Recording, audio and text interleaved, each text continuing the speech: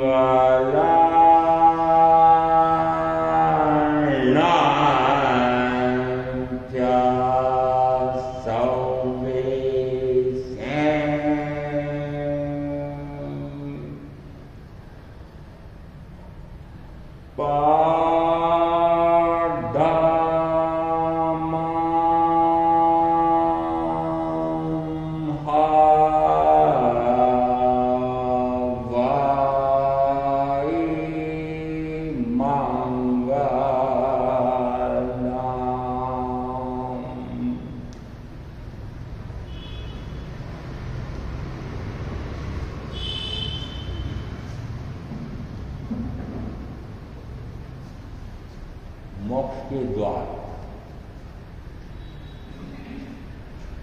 उत्तरायण सूत्र के 28वें अध्ययन के अनुसार तो 4 कारण मोक्ष के आए हैं: ज्ञान, दर्शन, चारित्र और तप। कारण तो हो परंतु कार्य सिद्ध हो न हो, इस अपेक्षा से ज्ञान के बारे में बताया था कि ज्ञान तो चाहे वह पूर्वों तक का कर ले, परंतु आत्मज्ञान हो न भी। उसी प्रकार से दर्शन में नव तत्वादि का श्रद्धान नव तत्व के ढोकड़े, छोटा बड़ा और बड़ा चाहे कितने बड़ा, परंतु आत्मश्रद्धान हो न हो। दूसरा, ज्ञान और दर्शन ये जो दो यहाँ आए हुए हैं इस बात से कि क्योंकि इससे आत्मा को आत्मा का ज्ञान न हो, आत्मा को आत्मा का दर्शन न हो, तो मात्र कारण रह गया है और कार्य की सिद्धि हुई नहीं। अभव्य जीव भी 10 पूर्वों से न्यूनतम का ज्ञान कर सकता है, परंतु अभव्य का इसका उसको आत्मा का ज्ञान श्रद्धान होता ही नहीं। इसी प्रकार से एक तो व्याख्या प्रकृति में आया है कि यदि वह भव्य भी हो परंतु पूर्वों का ज्ञान कर ले परंतु आत्मज्ञान हो न हो, 9 तत्वों को खूब रट ले घोट ले, स्वरूप भी समझ ले, परंतु आत्मश्रद्धा आत्मदर्शन हो न हो। उसी प्रकार से आगे 11वीं गाथा में नाणं च दर्शन चैव चरितं च तोतः वीर्यं उपभोगो एवं दिवस लक्षणम। ज्ञान, दर्शन, चारित्र, तप, उपयोग और वीर्य, ये आत्मा इन 6 लक्षणों से पहचाना जाता है। और यहाँ 6 में से 2 तो समझ में आ रहे हैं कि ज्ञान और दर्शन का यहाँ अर्थ आत्मज्ञान और आत्मदर्शन। ज्ञानम च दर्शन केवल चरितम च तवोता, चारित्र और तप। और आगे आया है वीर्य और उपयोग। वीर्य गुण है, उस वीर्य गुण के लिए अपने आप का उपयोग अपने आप पर स्थिर रखना। तो वीर्य गुण और उपयोग गुण करीब करीब एक जैसे मानना, एक दूसरे के पूरक है। तो निश्चित है कि ज्ञान और दर्शन, वीर्य और उपयोग ये आत्मा के लक्षण है, गुण। 5 अपेक्षाओं से जीव का स्वरूप बताया था, उसमें 5वीं अपेक्षा से आया था गुण से जीव उपयोग गुण वाला। और सिद्ध परमात्मा के गुणों में अनंत ज्ञान, अनंत दर्शन, अनंत सुख, अनंत वीर्य गुण आए। तो अनंत वीर्य गुण कौन सा है? निरंतर आत्मा का उपयोग आत्मा में ही, आत्मा पर ही स्थिर रहता है, उसे कहा वीर्य गुण है। और निरंतर है यानी जब से वह प्रकट होता है उसके बाद में अनंत काल तक निरंतर आत्मा का उपयोग आत्मा पर स्थिर रहता है, उसको कहा अनंत वीर्य। ज्ञान आत्मा का लक्षण, दर्शन आत्मा का लक्षण, वीर्य आत्मा का लक्षण और उपयोग आत्मा का लक्षण गुण।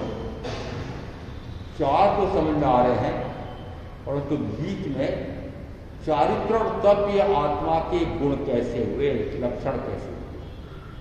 आत्मा अमूर्त है, इस अमूर्त आत्मा के ये चारित्र, आपका 12 व्रतों वाला चारित्र तो कहीं दिखता नहीं है। क्यों नहीं दिखता है? यदि चारित्र के 5 भेद किए गए हैं, सामायिक चारित्र, छेदोस्थापना चारित्र, परिहार विशुद्धि, सूक्ष्म सांप्राय और यथाख्यात चारित्र, इन 5 में से 2 भरत क्षेत्र के 5 प्यारे में वर्तमान में विद्यमान हैं, 3 नहीं। इनमें से 2 सामायिक चारित्र 48 मिनट की 2 करण 3 योग से जो आपकी सामायिक है, क्या वह सामायिक चारित्र में आती?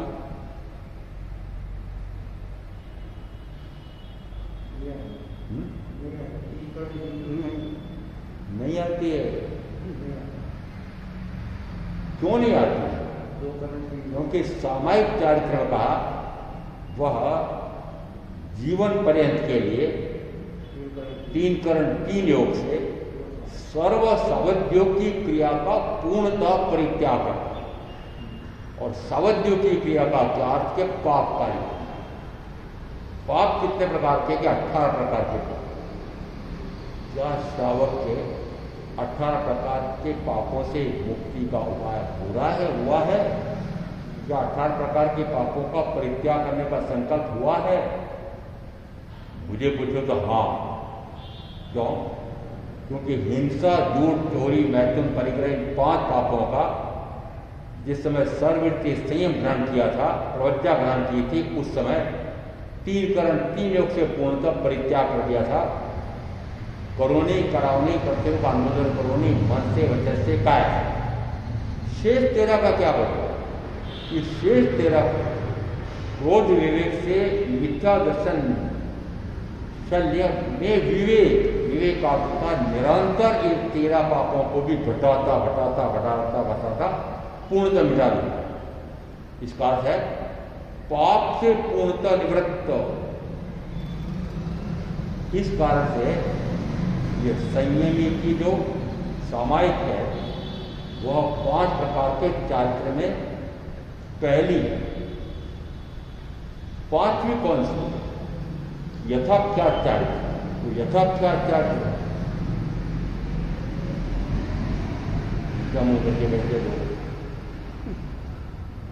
या गंभीर चिंतन में होते हैं दोनों जने। या तो बहुत अफसोस है, मुंह लटका कर जो बैठता है, मैंने ऐसा महसूस किया है, मुंह लटका के बैठता है तो कोई बहुत दुखी है। नीचे मुंह करके बैठता है, शर्म आ रही है क्या? माथा आपको ध्यान हो ना हो, वक्ता श्रोता की आंखें एक दूसरे से मिली हुई रहनी थी। और शिक्षक जानता है कि विद्यार्थी को जिस समय बोलता हूं तो मात्र शब्द सुनकर के पूरा समझता हो, ऐसा नहीं है। वह ओट्स पर भी पूरा ध्यान रखता है,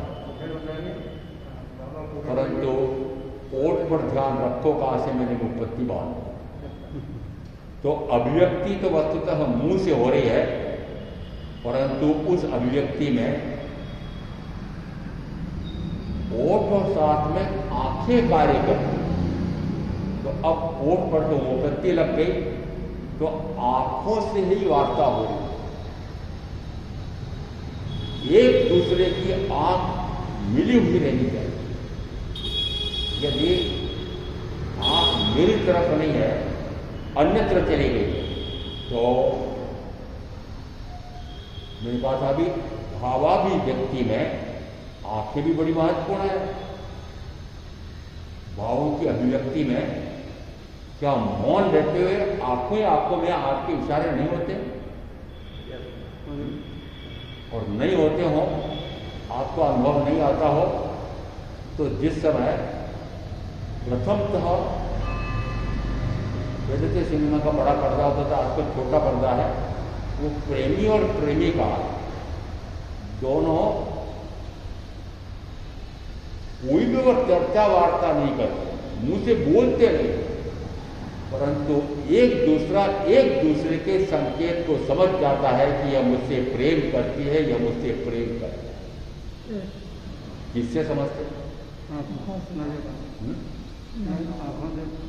हाव भाव से। वो हाव भाव किससे व्यक्त होते हैं? कि चेहरे से, आंखों से, मुंह से, कई प्रकार से। इसका अर्थ है कि भावों को ग्रहण करने के लिए, एकाग्रचित रहने के लिए वक्ता श्रोता आमने सामने, आंखें वक्ता पर रहने के लिए। ये जो भाई बहन मैं जिस दिन आया था उसी दिन कुर्सियां लगाई जा रही थी मेरे दाएं तरफ, इधर बहनों के लिए कुर्सियां अभी भी रही है बाएं तरफ। क्या मैं यूं बोलूं?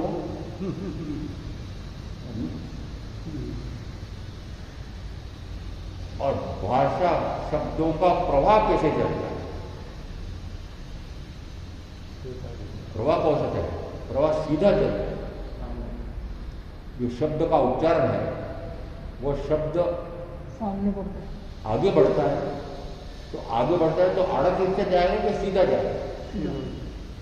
बंदूक की गोली जिस तरफ निशाना है उस तरफ गोली जाएगी कि आड़ी तिरछी जाएगी? तो मेरे निशाना पर गोली बैठती है। मुझे बड़ा विचित्र लगता है। कल भी मैंने कहा था, फिर वहाँ चाणक्य को उस पीछे पीछे के दरवाजे के वहाँ पर कुछ बहने बैठे और कितनी दूरी होगी, जबकि पता नहीं कितने जगह आगे खाली पड़ी। आदत खराब हो, कोरोना वाला खराब हो, वैसे आपकी आदत खराब है।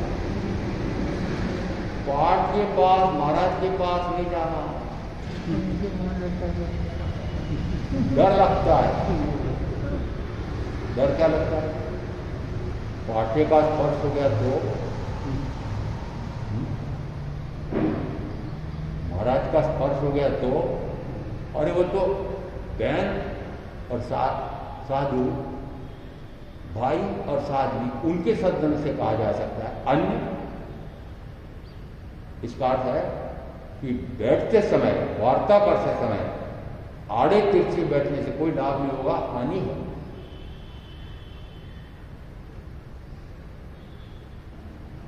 चारित्र तक को फिर आत्मा का लक्षण कैसे कहा? चारित्र कौन सा? यथार्थ का चारित्र का अर्थ होता है निरंतर ज्ञाता, निरंतर दृष्टा। जैसी आत्मा की ख्याति है, आत्मा की ख्याति कैसे है कि आत्मा अनंत ज्ञान, आत्मा अनंत दर्शन, अनंत सुख, अनंत वीर्य आदि अनंत गुण संपन्न है। तो आत्मा की ख्याति प्रकट होती है। वो आत्मा की ख्याति प्रकट होती है, उस समय कहा जाता है वो पांचवा चारित्र। तो आत्मा की जैसी ख्याति है वैसी पूर्णता तो पांचवें चारित्र पर होती है। प्रारंभ कहां से होगा? सामायिक चारित्र। सामायिक चारित्र में अधिकांशता प्रकट हो जाती है। अधिकांशता पहले पर, हाँ मतलब पहले पर। क्यों? क्योंकि जैसे आत्मा को, आत्मा का ज्ञान ज्ञानावरणी कर्म के क्षण से होता है, वह ज्ञान कितना होता है। उदाहरण देकर के त्रिपदी में कहा था कि यदि दृष्टांत से पहले समझ लो, 14 घंटे से लगाकर 10 घंटे तक का हमारे यहाँ पर दिन रात होता है। मानव की रात्रि 14 घंटे की, घोर अमावस्या की काली रात और प्रातःकाल मात्र सूर्य की एक किरण फूटती है और घोर अंधकार 14 घंटे का गायब हो जाता है। किससे? एक किरण से। उसी प्रकार से इस आत्मा पर अनंत अज्ञानांधकार छाया हुआ, अनंत अज्ञानांधकार। कि अज्ञान स्वयं की अज्ञान से, ज्ञान तो है और वो ज्ञान उल्टा चल रहा है, शरीर आदि को देखने में चल रहा है, तो उसको अज्ञान कहते हैं। अज्ञान और अज्ञान में अंतर है, भारी अंतर। अज्ञान है, ज्ञान का उपयोग सही नहीं हो रहा है, इसलिए अज्ञान है। अज्ञानी नहीं आत्मा, अनंत ज्ञान गुण संपन्न है। जिस समय वो अनंत ज्ञान गुण संपन्न आत्मा, त्रिपदी में देखना कि निरंतर 14 घंटे के स्थान पर गिनना, अनंत काल से एक समयवर्ती ज्ञान गुण की विभाव पर्याय का जय होता है और एक समयवर्ती अज्ञान पर्याय का उत्पाद। पुनः एक समयवर्ती अज्ञान पर्याय का जय होता है, अज्ञान पर्याय का पुनः उत्पाद होता है। ऐसा करते करते मेरे ज्ञान गुण पर मोटा पर्दा पड़ गया है, इतना मोटा पर्दा पड़ गया है कि सूझता ही नहीं है कि मैं कहाँ हूं, मैं कौन हूं। आवरण, आवरण भी अनादि से है, अनादि से आवरण डालने वाला भी मैं हूं, उस अनादि के आवरण को छिन्न भिन्न करने वाला भी मैं हूं। छिन्न भिन्न कैसे होता है? ज्ञान गुण की एक समयवर्ती विभाव पर्याय का व्यय हुआ, उसी समय ज्ञान गुण की एक समयवर्ती स्वभाव पर्याय का उत्पाद हुआ। उत्पाद जो तो समझते हो, उत्पाद है ना, उत्पन्न होना, व्यय होना और ध्रुव रहना। द्रव्य तो ध्रुव रहता है, द्रव्य तो ध्रुव रहता है, परंतु द्रव्य कहो या द्रव्य के गुण कहो, उनमें निरंतर प्रति समय पर्यायांतर होता है। तो परिवर्तन किसमें हो रहा है? परिवर्तन उस गुण में परिवर्तन पर्यायांतर होता है। गुण में परिवर्तन पर्यायांतर होते हुए भी द्रव्य ध्रुव है, द्रव्य ध्रुव है। दूसरे शब्द में हमारे यहां कहा गया, आत्मा नित्य परिणामी है, नित्य भी है और नित्य परिणमनशील भी है। परिणामी नित्य कहो या नित्य परिणामी कहो, इसका अर्थ है कि प्रत्येक द्रव्य ध्रुव होते हुए भी निरंतर परिवर्तन करता है, प्रति समय परिवर्तन, और प्रत्येक द्रव्य में मात्र 5 अस्थि का गिनना आत्मा नाम का एक द्रव्य है। उस द्रव्य के ज्ञान, दर्शन, सुख, वीर्य आदि अनंत गुण हैं। उन गुणों में निरंतर परिवर्तन कहा जाता है कि मात्र आत्मा वैभाविक परिणमन में जाता है, शेष कोई द्रव्य,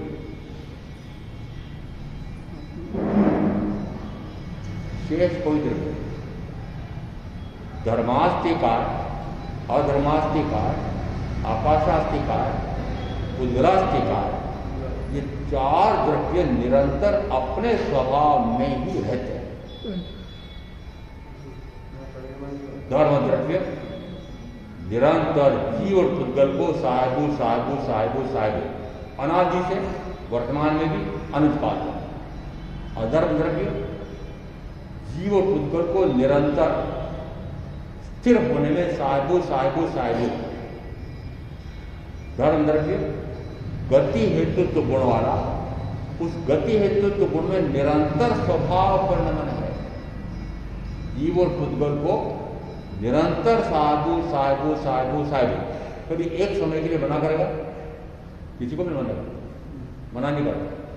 अनंत जीव, अनंत पुद्गल इस धर्म द्रव्य के आधार पर निरंतर गति कर। इसके आधार पर धर्म द्रव्य का उपकार मानो कि धर्म द्रव्य के उपकार से मैं निरंतर गति में रहता हूं। कब तक रहना गति में?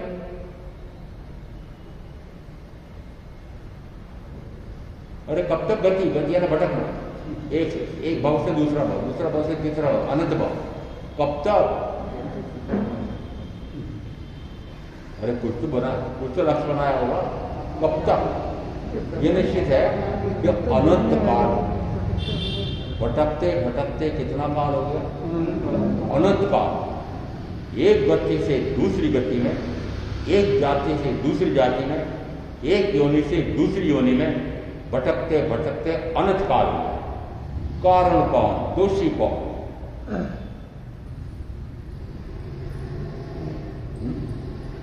कारण कौन? दोषी कौन? कर्म?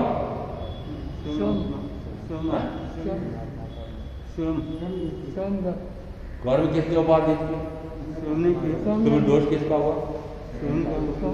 क्या करूं महाराज, मेरे तो ज्ञानावर नहीं कर्म इतना घोर बांध करके आया हूं, ज्ञान चढ़ता ही नहीं। ये शिकायत किसकी? महाराज आपने जो ज्ञान इतना आपका इस भाव में दिखाई दे रहा है, हमें समझ में आ रहा है, कि आप पूर्व भाव से लाए थे, मिलकर नहीं लाए। मुझे अपना बचपन याद है, बचपन में बुद्धू मूर्ख माना जाता था। बचपन में बुद्धू मूर्ख माना जाता था। और कितने वर्ष तक बुद्धू बना रहा किस अपेक्षा से, कि समझ में ही नहीं आया मुझे कि निरंतर विकार भाव के कारण से कर्म का बंद चल रहा है। तो बुद्धू बना कितने वर्ष तक चला आपका? आपका ऐसा पूछ रहा हूं भी, पर हमें क्यों पूछते, आप तो बोले जाओ। आत्मा तो अनंत गुण संपन्न है, परंतु अनंत गुणों का ज्ञान और भान न हो तब तक वह निरंतर वह अज्ञानी अज्ञान में वर्तन करता है, और उसी कारण से निरंतर कर्म का आश्रय बंद करके और गति खड़ो करता है। चारों गतियों में पांचों जातियों ने एकेंद्रीय, केंद्रीय, पंचेंद्रीय, 84 लाख जीव योनियों में। इसका अर्थ है कि 4 गति, 5 जाति और 84 लाख जीव योनि में निरंतर भटकने का कारण कि मात्र मेरा ही शुभ भाव या अशुभ भाव, मेरा ही शुभ भाव या अशुभ भाव। त्रिपदी में किस प्रकार से समझा था, प्रत्येक द्रव्य ध्रुव रहते हुए भी उसके गुण में निरंतर परिवर्तन पर्यायांतर होता है। उद्गल में किस प्रकार से परिवर्तन होता है, बच्चों को समझाने के लिए मैं वो कहानी कहता हूं। आम का मौसम है, चूसने के आम की बात करता हूं, दूसरों की नहीं करता। जिस समय आम्रपाल देखता है कि कुछ केरियां पीली होकर के और स्वतः टपक पड़ी है, आम के ऊपर भी कुछ केरियां पीली पीली दिखाई देने लगती है, वो समझ जाता है कि आम पकने योग्य हो। सारे आम को उतार करके और घर ले जाता है, नीचे खूब घास बिछाता है, तप्पड़ बिछाता है, सारी केरियां वह उसमें डाल करके ऊपर वापस घास बिछा करके और फिर तप्पड़ डाल करके कमरे को एकदम बंद कर देता है। 7-8 दिन बाद खोलता है तो केरियों का रंग बदल गया है। जिस समय उसने पकाने की प्रक्रिया पात में डाला था, उस समय वह आम वर्ण से हरा था, गंध अच्छी नहीं थी, दुर्गंध नहीं कह सकता, गंध अच्छी नहीं थी, रस खट्टा था और स्पर्श कड़ा था। हो गए वर्ण, गंध, रस, खट्टा।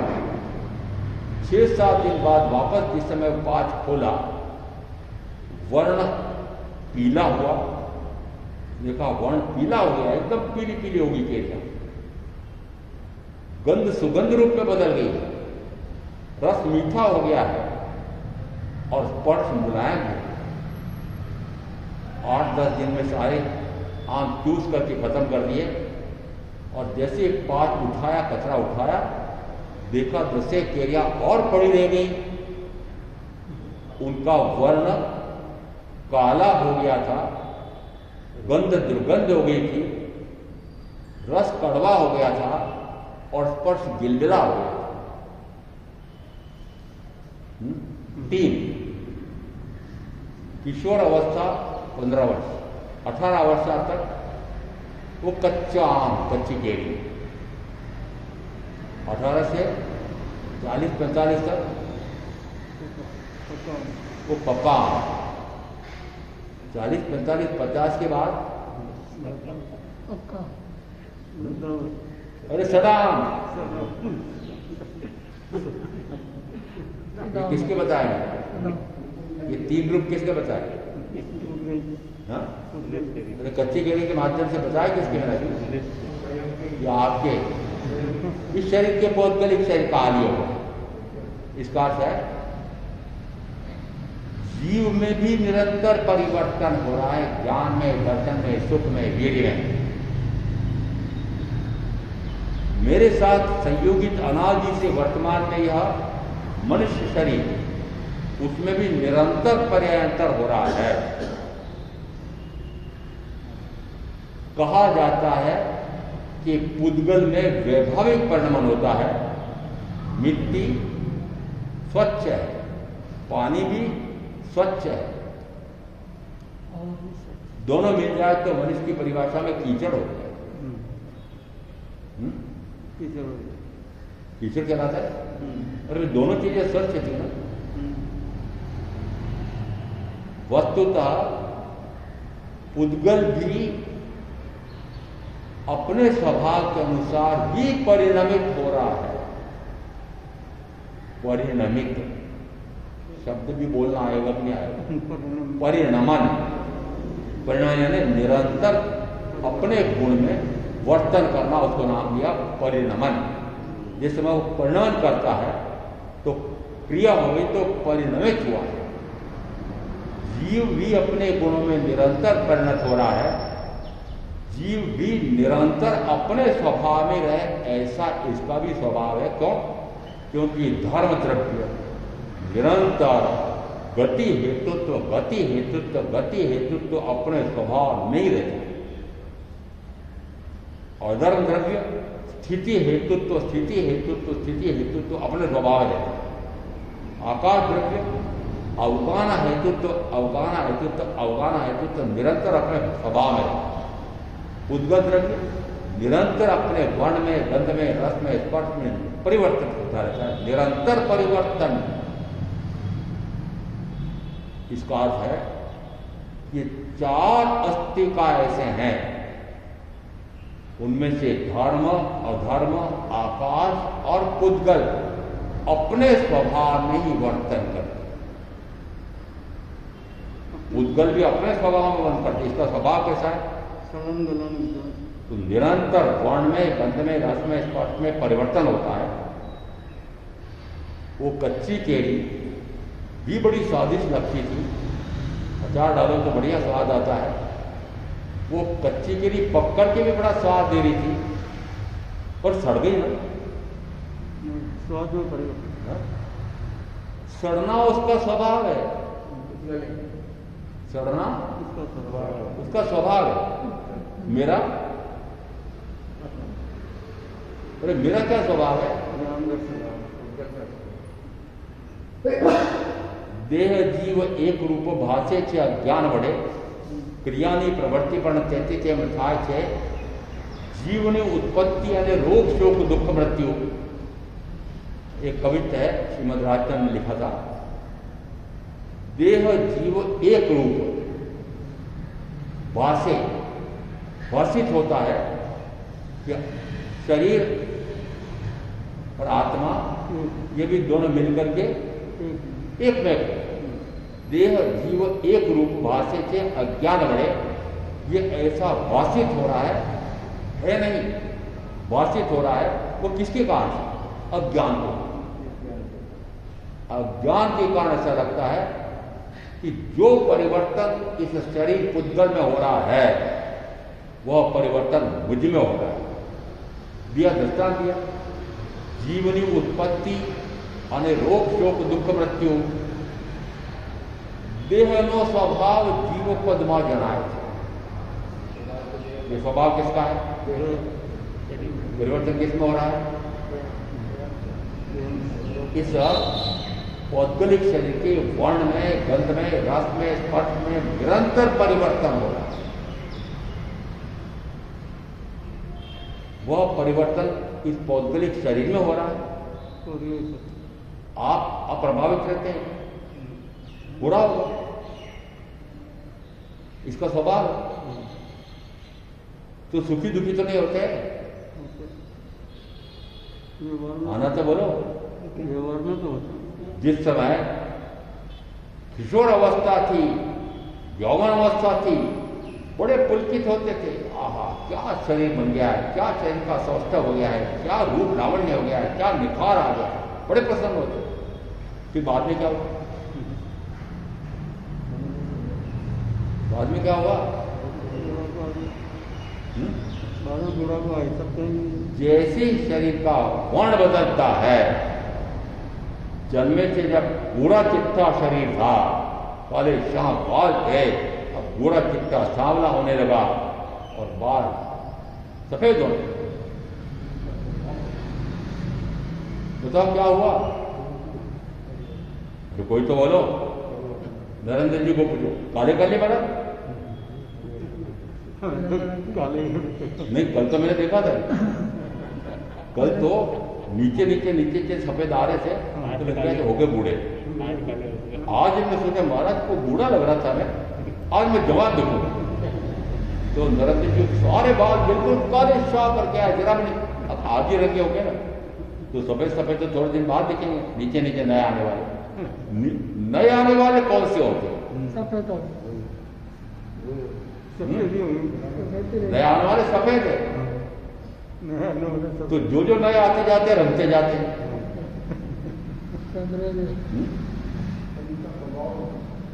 कितना ही छिपाओ, रंगे शियार पकड़े जाते हैं, रंगे शियार पकड़े जाते हैं। शेर की खाल लिखी शियार ने पहन ली, और जैसा वो अन्य पशु पक्षी डरते थे बेचारे, शेर से डरते हैं, और वो खाल पहन ली शियार ने, वो डरने लगे। अरे किसी का डरने की जरूरत नहीं है, क्या करो, हुआ हुआ बोलो। तो सारे पशु हुआ हुआ बोलने लगे। तो रंगे शियार ने क्या किया? हुआ हुआ बोलने लगा, पोल खुल गई, नरेंद्र जी के पोल खुल गई मेरे। और ऐसे एक नहीं, सबकी मुख्यतः बहने एक बार सफेद में आना चाहिए। मैं देखता हूं कि दो एक साथ आए हैं, पुरुष स्त्री, लगता मुझे स्पष्ट है कि पति है पत्नी है, पति के बाल एकदम सफेद, पत्नी के बाल एकदम काले शाम। मैंने कहा हो नहीं सकता, ये रंगी शियार क्यों रंगते हैं? जीवनी उत्पत्ति अने रोग शोक दुख मृत्यु, देहनो स्वभाव जीव पद्मा जनाए थे। कैसा लगता है? ये मैं जीव उत्पन्न हुआ, जीवनी उत्पत्ति अने रोग, ये मेरे रोग आ गया, हाय रे बाप रे, ये रोग आ गया, ये शोक आ गया, चेहरा लटका के बैठा हुआ है, रो रहा है, आंसू झड़ रहे हैं, हाय हाय हो रही है, आज ध्यान हो रहा है, वृद्ध ध्यान हो रहा है। जीवनी उत्पत्ति अने रोग शोक दुख मृत्यु, ये दुख ये दुख ये दुख, कितने दुख? जरा आपकी गिनती लगाना, अरे वर्तमान के दुख की गिनती लगा लो, पूरे जीवन के दुख की गिनती लगा लो, गिनती का अंत आएगा? दुखों का अंत आएगा? आपके इस आयुष का काल का तो अंत आ जाएगा, पर दुखों का अंत नहीं आएगा। वो दुख अगले भाव में जाएंगे, फिर वहां रहोगे जीवो।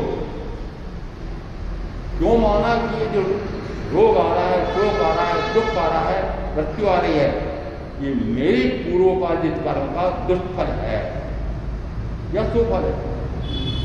सुफल आता है तो मजा लेते हो, दुष्फल आता है तो दुखी होते हो। दोनों नए कर्म आए, दोनों में नए कर्म आए। देह जीव एक रूप वासी थे ज्ञान बड़े, क्रियानी प्रवृत्ति पण स्थिति हम कहा थे। जीवनी उत्पत्ति अने रोग शोक दुख मृत्यु, देहनो स्वभाव जीव पद्मा जनाए थे। एवो जे अनादि एक रूप नो मिथ्यात्व भाव, ये दोनों का एक रूप जो मिथ्यात्व भाव है, वो कब से है, कब तक चलाना है? वो जो अनादि एक रूप नो मिथ्यात्व भाव, ये दोनों एक रूप हो गए हैं, एक ही हो गए हैं, ऐसा जो भाषित हो रहा है, यह अनादि के अज्ञान से भाषित हो रहा है। कब टूटेगा? ज्ञानी ना वचन बड़े दूर तभी जाए थे, बहुत से जड़ चैतन्य नो प्रकट स्वभाव भिन्न, बन्ने द्रव्य निज निज रूप से दिखाए। ज्ञानी के वचन से वो अनादि का ज्ञान में परिवर्तित होता है और स्वयं ही स्वयं को ज्ञान भान होता है कि मैं इस शरीर से पूर्णतः भिन्न, शरीर मुझसे पूर्णतः भिन्न। 5 अपेक्षा से किसको याद? बात तो पुरानी हो गई, 5-7 दिन पहले आई होगी। द्रव्य से, क्षत्र से, काल से, भाव से, गुण से जीव का स्वरूप कैसा है? द्रव्य से, क्षत्र से, काल से, भाव से, गुण से पौद्गलिक शरीर का गुण कैसा है?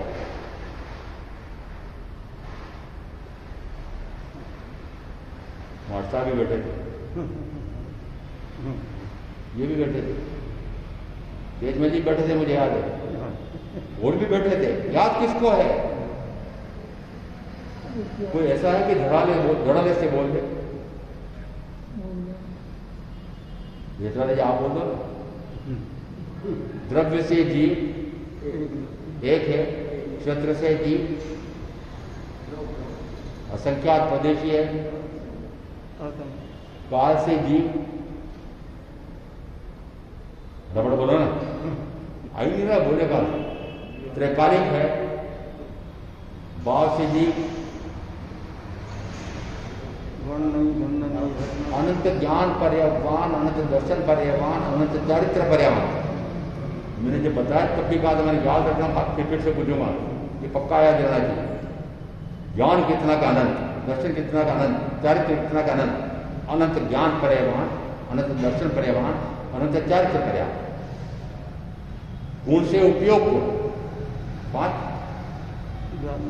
द्रव्य से यह शरीर पुद्गल है, क्षत्र से यह शरीर अनंत प्रदेशी है, काल से यह शरीर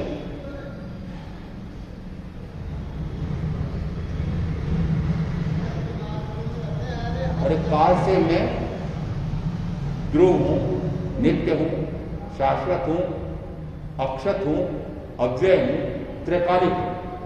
भाव से यह शरीर, भाव से शरीर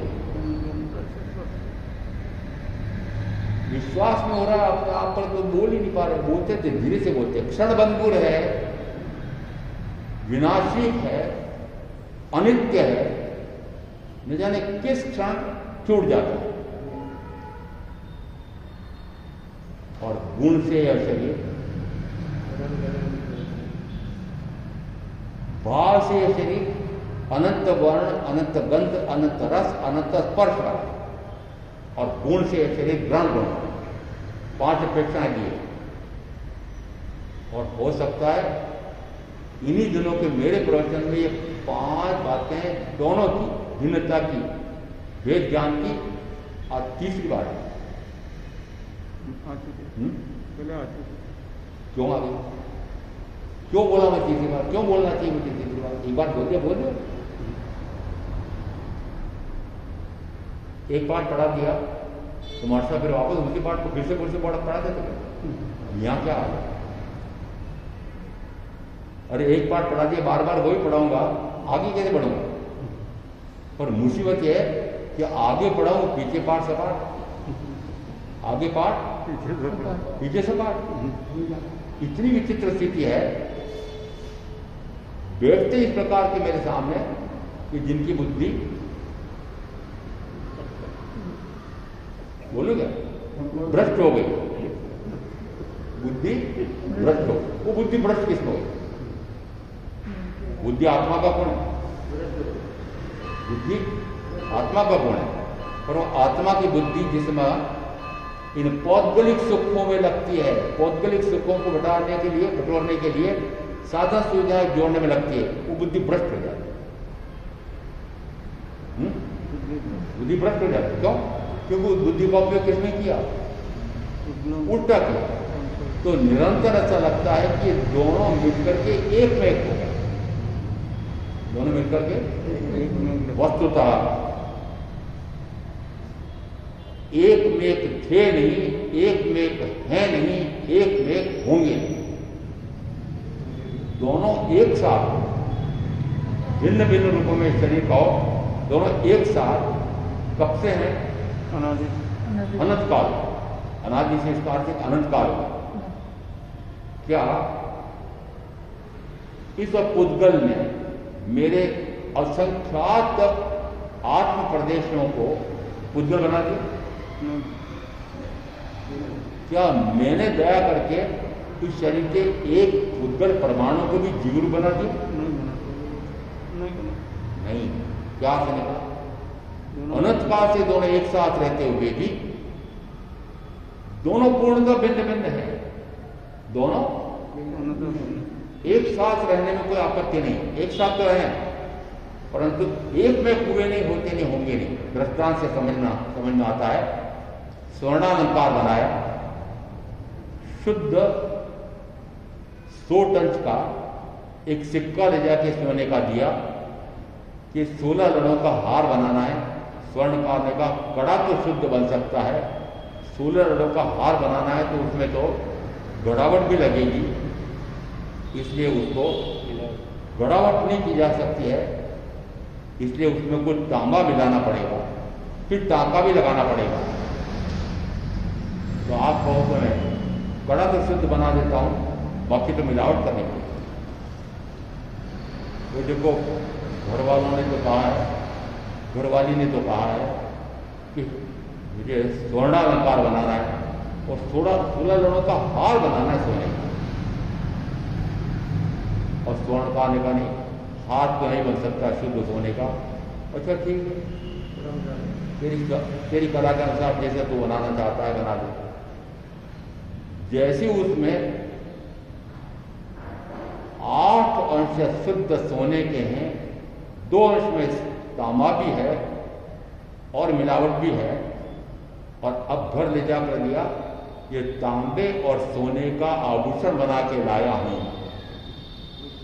बहन फेंक दी, तांबे का नहीं पहना। यदि वह स्वर्णालंकार 100 वर्ष, 1000 वर्ष, लाख वर्ष, लाखों वर्ष, करोड़ों वर्ष वह अलंकार रूप में रहता है। और अब मैं आपसे पूछ रहा हूं कि तांबा मात्र 1 अंश या 2 अंश है और 8 अंश सोना है, क्या करोड़ वर्ष में उस सोने ने उस तांबे के अंश को मिला दिया? नहीं। क्या तांबा सोना हो गया? क्या सोना तांबा हो गया? नहीं, दोनों पुद्गल है। पुद्गल और पुद्गल मिलकर के एक नहीं होते हैं। तो आपने कैसे मान लिया कि जीव और पुद्गल शरीर ये दोनों एक में हो गए? ये दोनों अनादि से भिन्न हैं, वर्तमान में भी भिन्न हैं, अनंत काल तक भिन्न ही रहेंगे।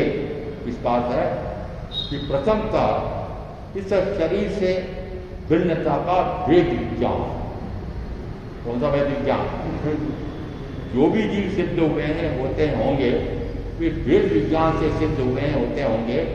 और वेद विज्ञान में सबसे पहले क्या माना कि शरीर मुझसे पूर्णतः भिन्न है, 5 अपेक्षाओं से, 8 अपेक्षाओं से, द्रव्य से, क्षेत्र से, काल से, भाव से, गुण से, द्रव्य से, गुण से, पर्याय से, 8 अपेक्षाओं से ये दोनों पौद्गलिक शरीर और मैं आत्मा एक साथ रहते हैं, परंतु एक में हुए नहीं, होते नहीं, होंगे नहीं। अरे पुद्गल भी नहीं होते।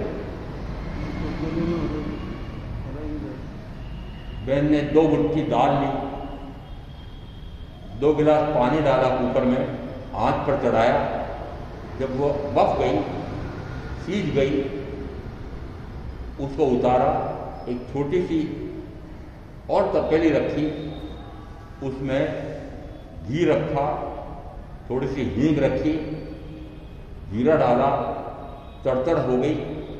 उसके बाद उसमें लाल मिर्ची डाली, नमक डाला, हल्दी डाली, और फिर उसमें वो दाल मिला दी, सारा मिल करके। अब जैसे मेहमान आए, घर वाले आए, क्या बनाया है कि दाल बनी, कटोरे में भर कर रखी। क्या रखी? दाल। क्या मात्र दाल है? बहुत सारी चीज। क्या मात्र दाल है? जैसे कौर मुंह में लिया, मुझ गया मिर्ची कह रही है मैं हूं। मिर्ची ने बता दिया नमक कम पड़ा, नमक ज्यादा पड़ गया है। नमक बता रहा है मैं भी हूं। हल्दी का रंग चोखा है, वो हल्दी बता रही मैं भी हूं। वो घी की तरावट ऊपर आ रही है, वो कह रही मैं भी हूं। और वो घी जरा सी थी, वो सुगंध आ रही है, वो कहती मैं भी हूं। पांचों द्रव्य उस दाल के साथ हैं। क्या पांचों द्रव्यों का अस्तित्व मिट गया? नहीं मिला। छह द्रव्य एक साथ हैं, पर छह द्रव्य अपना अपना पृथक स्वतंत्र अस्तित्व रखते हैं। एक पुद्गल दूसरे पुद्गल से मिलकर के तो फिर भी एक में हो जाता होगा, पर अभी जो समझने में दृष्टांत दिया है कि 6 चीजें एक साथ कटोरी में हैं। कटोरी की अवगान, कटोरी की अवगान, आकाश की अवगाना है। उस आकाश में 6 द्रव्य एक साथ हैं। गिनती करो। धर्म, अधर्म, आकाश, काल, उद्गल, जीव, ये 6 द्रव्य। वो 6 द्रव्य सारे इस लोक में हैं। लोक और 6 द्रव्य अलग अलग नहीं है, षट द्रव्यात्मक लोक है।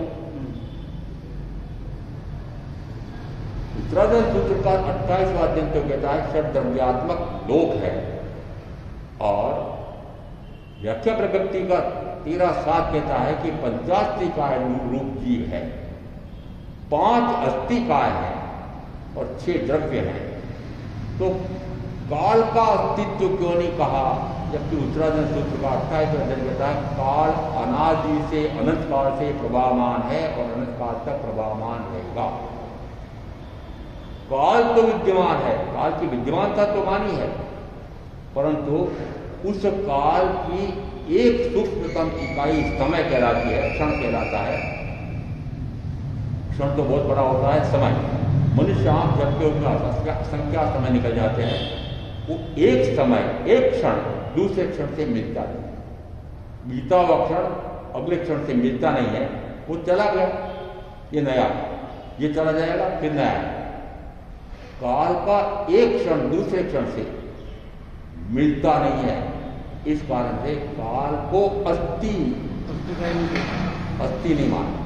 फिर उसके सारे समय की इकाइयां मिलती नहीं है तो काय भी नहीं। तो काल में न अस्थि शब्द आया है न काय शब्द आया है, शेष में आया है अस्थि भी और काय भी। धर्म द्रव्य के असंख्यात प्रदेश एकजुट होकर के रहते हैं, अधर्म द्रव्य के असंख्यात प्रदेश एकजुट होकर रहते हैं, आकाश द्रव्य के असंख्यात प्रदेश एकजुट होकर के रहते हैं, काल द्रव्य के अनंत प्रदेश एक दूसरे से मिलते हैं, तो अलग अलग प्रदेश हैं। और उद्गल द्रव्य के एक परमाणु का मात्र एक होता है। 2 प्रदेशी भी होता है, 3 प्रदेशी भी, 10 प्रदेशी भी, 100 प्रदेशी भी, संख्यात प्रदेशी भी, असंख्यात प्रदेशी भी, अनंत प्रदेशी भी होते हैं। उद्गल कैसा है? एक प्रदेश से लगा करके अनंत प्रदेशी होता है। इसका अर्थ है ये पांचों द्रव्यों का, इन 4 द्रव्यों का पृथक स्वतंत्र अस्तित्व समझ में आता है। धर्म द्रव्य इसका त्रैकालिक अस्तित्व से धर्मास्तिक है। अधर्म द्रव्य इसका त्रैकालिक अस्तित्व से अधर्मास्तिक है। आकाश द्रव्य अनादि से अनंत काल तक रहेगा, यह भी आकाशास्तिक है। उद्गल द्रव्य भी अनादि से है और अनंत काल तक रहेगा। उद्गल कभी भी नष्ट होता है। उद्गल नष्ट नहीं। पौद्गलिक शरीर, अरे उद्गल तो नष्ट नहीं होता। इसके वर्ण गंधर्व संस्पर्श में निरंतर परिवर्तन होता है, परंतु पौद्गलिक शरीर का पूछना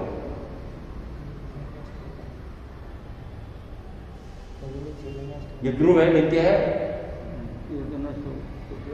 पुद्गल तो निरंतर रहता है, परंतु पौद्गलिक शरीर नहीं। पौद्गलिक शरीर नहीं। पुद्गल के रूप में यदि इसको देखना हो तो वापस आकाश में देव बनो तो ऊपर से देख लेना कि अब पहले वर्ण गंधर्व स्पर्श का हाड़ मांस का पुतला था और अब ये राख हो गया, मिट्टी हो गया। तो मैं कहता हूँ बच्चों को समझाने के पढ़ाता था मैं, ये मिट्टी का बना हुआ है, मिट्टी खाता है, खा करके मिट्टी बाहर मल बनाता है और मिट्टी में मिल जाता है। कौन? शरीर। बड़ा कंफर्ट है उसको, इसको बड़ा अच्छा रखो, इसमें लेख माछरी खरोच नहीं लग जाए, कोई बाल काले सफेद नहीं हो जाए, ये शरीर गोरा चिट्टा है, सांवला नहीं पड़ जाए। बड़ा ध्यान रखते हैं, हष्टपुष्ट बना रहे, बहुत ध्यान रखते हैं। जितना जितना इस शरीर का ध्यान रखते हैं उतना उतना आत्मा से ध्यान हटता है। देह की जीव जितनी चिंता करता है उससे अनंत गुण चिंता आत्मा की कर, क्योंकि अनंत भवों का अंत मात्र इस भव में। क्या कह रहे हैं ज्ञानी? देह की तू जितनी चिंता करता है उससे अनंत गुण चिंता आत्मा की।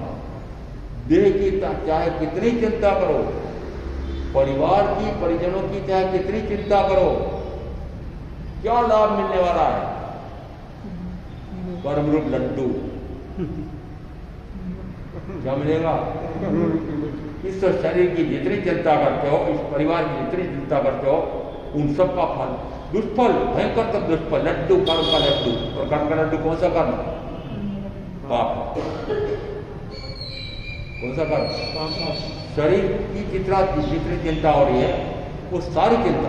और क्या शरीर की चिंता करने से आप जैसा चाहोगे वैसा रह जाएगा? ये मेरे हाथ में है? है ही नहीं। परंतु इसी की चिंता में भूले जा रहे हैं दुखी। इस शरीर को परिस्फुट रखो, शरीर को स्वस्थ रखो, शरीर को निरोगी रखो, शरीर निरोगी रहे, ऐसा मैं अपने आप के लिए मानता हूं। क्यों? क्योंकि शरीर रोगी हो जाएगा मेरी विकृत आहार से, विकृत आचार विचार से, तो सीधा इस शरीर पर असर पड़ेगा, ये रोगी हो जाएगा। रोगी हो जाएगा तो साथी पर भार पड़ूंगा और धर्म संघ पर आर्थिक बोझा आ जाएगा, और रोग होते से मुझे आज्ञान होगा तो साधना में हानि होगी। तो क्या करूं कि ऐसी सावधानी रखूं कि शरीर जानबूझ करके मैं जिसको रोगी ना बनाऊं, आप जानबूझ करके रोगी बना रहे। दूध मलाई खाते हो क्या? चटकारे ले लेंगे रबड़ी के मार्ग पे खाते हो? चमचम गुलाब जामुन और ये प्रीति को जो तब खिलाए तो खा डट करके आने पुराना पद्धति मुझे याद है। जिम में जाना है, कब जाना? कल शाम को। परिवार वाले भी कहते शाम को तो जिम में जाना, अभी थोड़ा सा खा लेना, भूखा रह जा, शाम को खा लेना। क्यों? क्योंकि खाली पेट रहेगा तो खूब डट करके खाओ। क्या पद्धति है आपकी, बताओ जरा। इस शरीर को डट करके खिलाना पिलाना, और जितना इसको डट करके खिलाना पिलाना हो रहा है, 5 को हमारे यहाँ आगमों में विकृत आहार कहा है। दूध, दही, घी, तेल और मीठा, और मीठे में प्रश्न व्याकरण सूत्र में इतना स्पष्ट कर दिया है, चाहे चीनी कहो, शक्कर कहो, खांडसारी कहो, चाहे गुड़ कहो, ये सारे मीठे की परिभाषा में आते हैं। ये 5 विकारी आहार हैं, ये शरीर में विकार पैदा करते हैं। इसलिए महाराज ने जो ग्रस्त अवस्था में कुछ इस प्रकार के त्याग किए हुए थे, परंतु दीक्षा लेने के बाद 1 साल बाद 4 विघे नमक का त्याग, 11 वर्ष हो गए 5वें विघे नमक का त्याग। क्यों? कि शरीर में विकार उत्पन्न होंगे, भाव में विकार आएंगे, और भाव में विकार आते से साधना में विकार आएंगे और साधना बिगड़ जाएगी। इसलिए पांचों विषय का आगमों में साधु साध्वी के लिए निषेध आए। आपके लिए है क्या वो? आपके लिए तो आगम में कुछ भी नहीं है। खूब खाओ, खूब खा करके क्या बनोगे? पाड़े भैंसे क्या बनोगे बताओ? और पाड़े भैंसे बनकर के जिस समय चिकित्सक के पास जाए हुए वो प्राकृतिक चिकित्सक होगा तो कहेगा ये कम से कम 25 किलो शरीर का वजन फालतू बढ़ गया है, चर्बी बढ़ गई है, मांस बढ़ गया, घटाओ जाए। और फिर वो 1 महीने भर्ती रखेगा और ऐसा शुद्ध से शुद्ध ऐसा भोजन देगा, फिर इतनी कसरत कराएगा, दौड़ लगवाएगा कि 1 महीना यदि प्राकृतिक चिकित्सा में रह जाओ तो 25 किलो वजन, 10 किलो वजन, 5 किलो वजन घट जाए। ये क्यों घटाना पड़ रहा है? बड़ा है क्यों? बड़ा है महाराज, इतना बढ़िया बल्कि वो बना था, खाऊंगा नहीं क्या? तो पैसा भी देना पड़ रहा है, आपको तो भेज देना पड़ती है, डट के खाते हो। जितना जितना इस जीभ पर आपने जीभ पर नियंत्रण नहीं किया, खुली छोड़ रखी है, उतना उतना 2 अपेक्षा से हानि हो रही है। गौरव का बंध भी भयंकर हो रहा है और शरीर भी बिगड़ रहा है। इसलिए इंद्रिय विषयों पर अंकुश रखो। इन इंद्रिय विषयों पर अंकुश में सबसे पहले कहा जाता है कि मात्र जीवेंद्रिय के कारण से 4 इंद्रियां पुष्ट होती है और जीवेंद्रिय सबसे अधिक उस जननेन्द्रिय को पुष्ट करती है। इस कारण से जननेन्द्रिय के भोग से सर्वाधिक कर्म का बंध कहा है। उसमें सहायक है रसनेन्द्रिय, तो रसनेन्द्रिय पर भी नियंत्रण करो और जननेन्द्रिय पर भोग पर नियंत्रण करो। निरंतर यदि विवाह भी कर लिया तो निरंतर भोग भोग भोग भोग क्यों? सीमा करो, छोड़ ही दो। बहुत भोग लिए, अनंत बार भोगा है, कभी संतुष्टि हुई नहीं, होती नहीं, होगी नहीं। ऐसा ज्ञानियों का वचन है, आगम का वचन है। किसी भी इंद्रिय विषय का भोग करते करते मुझे मान लो अनंत काल हो गया है, इस काल से इंद्रिय विषयों का भोग करते करते अनंत काल हो गया। आज तक ज्ञानी कहते हैं, ज्ञानी क्यों कहते हैं? अपने अनुभव नहीं आता है क्या कि कभी भी किसी भी इंद्रिय विषय का कितना ही भोग भोगा परंतु संतुष्टि होती नहीं, हुई नहीं, होगी नहीं। इसलिए इंद्रिय विषयों का लगाम लगाओ। ऐसा तत्व का स्वरूप समझ करके मैं आप जो साधना करेंगे उनका वचन होगा। गुरुदेव क्या गया? चत्तारि मंगलाम अरिहंता मंगलाम सिद्धा मंगलाम साहू मंगलाम केवली प्रणतोदम मंगलम। चत्तारि लघुत्तमा अरिहंता लघुत्तमा सिद्धा लघुत्तमा साहू लघुत्तमा केवली प्रणतोदम लघुत्तमा।